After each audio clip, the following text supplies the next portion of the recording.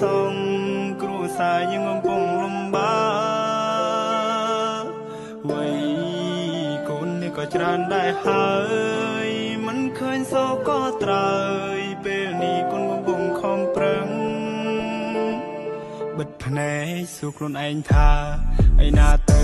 ខ្ញុំត្រូវដើរសុទ្ធតែជ្រុះមិនក៏គ្មានកម្មយន្តដើរមួយណាសិទ្ធត្រូវហើយមួយណាជាខ្លើពេលខ្ញុំដើរផ្លូវខុសគេបែរជាសរសើរគេមិនចង់ឃើញខ្ញុំប្រសើរមើលមុខមើលមាត់ណាស់មិនរាប់គេជាខ្លើពេលខ្លះក៏រាប់ខុសដូចជាពាក្យចាស់លោកបានប្រដៅស្គាល់មុខតែមិនអាចស្គាល់ចិនម៉ាំងអើយកូនសុំតោជួយមិនបានໄວសងគ្រួសារយើងកំពុងលំបាកវ័យកូននេះក៏ច្រើនដែរហើយមិនឃើញសោកក៏ត្រើយពេលនេះកូនកំពុងខំប្រឹងលើកដៃសំពះខ្ញុំចាក់ចេញពីផ្ទះទាំងខែមិនទាន់រះលះអារៈអ្នកតាទីងទ្រូងអ៊ូលស្ទះទូមិនសមនៅក្រុងក៏ខ្ញុំនៅតែជំនះមិនប្រណាំងនឹងគេតែប៉ុណ្ណាំងនឹងកាពះកូនតែចង់ឈ្នះអាហាពេលក៏អរគុណព្រះកូនសង្ឃឹមថ្ងៃមួយបុណ្យលឺជីវិតភ្លឺចាំដូចថ្ងៃរះជីវិតខ្ញុំខុសពីជីវិតគេ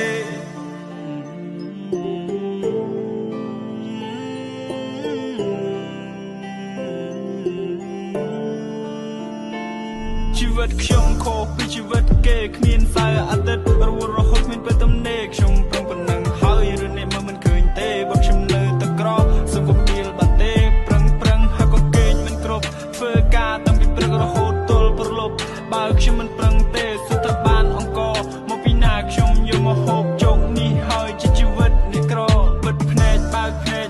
មានខ្លះចេញមកដើរវែកញែកថានេះក្រនចេះចុះចិត្តទៅការគិតទៅពីដេកខ្ញុំប្រឹងមុខខ្ញុំមិនឡើងស្លេកបែបវងវាយសាច់កាយចាប់ទៅជួបឆ្នាំពេកខ្ញុំមិន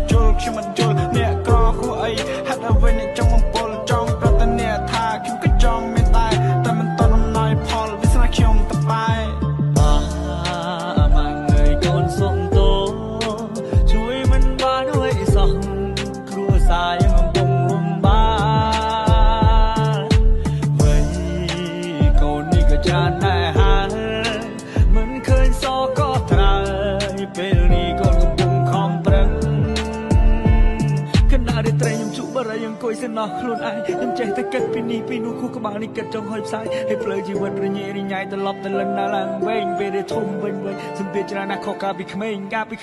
ស៊ីបាយឲ្យរត់ទៅលេងមិនដែលជាខ្វល់ឲ្យគិតគូពីរឿងអីផ្សេងប៉ុន្តែលើគេច្រើនខ្ញុំផ្ទុះ my brain សំពីសំពងជីវិតមួយនេះលំបាកមែន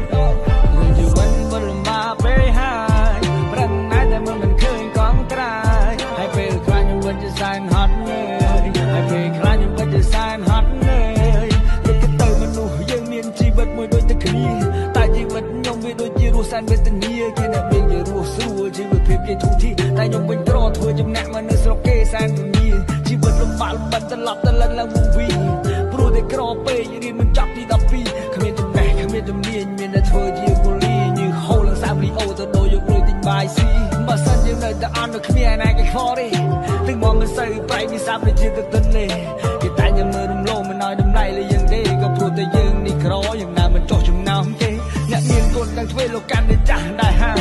តែកូននៅលេលើដល់រំមិនឃើញក៏ត្រើយសង្ឃឹមតែថ្ងៃណាមួយពួកយើងនឹងបានធូរស្បើយកូនពិតមិនចង់ឃើញលោកត្រូវលំបាកទៀតឡើយព្រោះជីវិតមិនលំបាកពេលហើយប្រឹងណាស់តែមិនឃើញកងត្រាយហើយពេលខ្លាចខ្ញុំមិនជាសែនហត់